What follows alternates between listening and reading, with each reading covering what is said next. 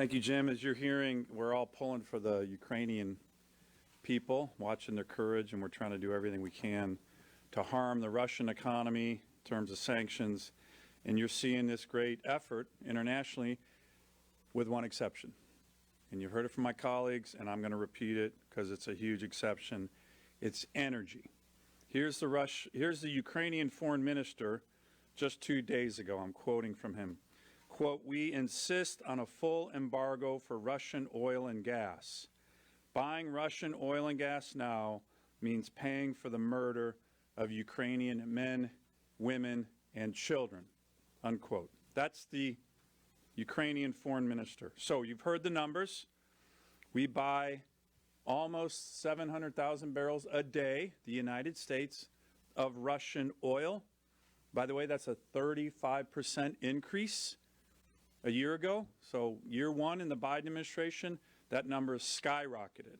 And then you've also heard the policies, and we've all talked about them.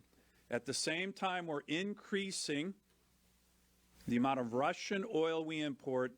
This administration from day one has sought to shut down the production of American oil and gas. I see it all the time in the great state of Alaska. The numbers again, 700,000 barrels a day for a year, that's $17 billion that we are putting into Putin's war chest. The United States.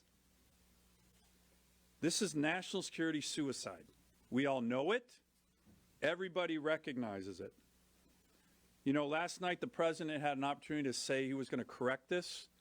22 of my colleagues, we sent him a letter, similar that was sent today by Senator Barrasso and the E&R committee, laying out 12 different actions the president could take right now on energy.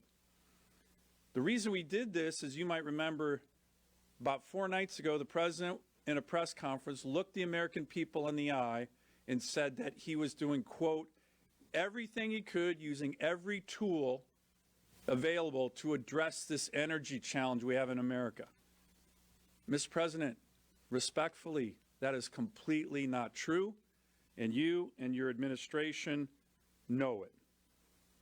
What's going on here, and we know what's going on here, is that this administration on so many issues has outsourced its policies to the far left.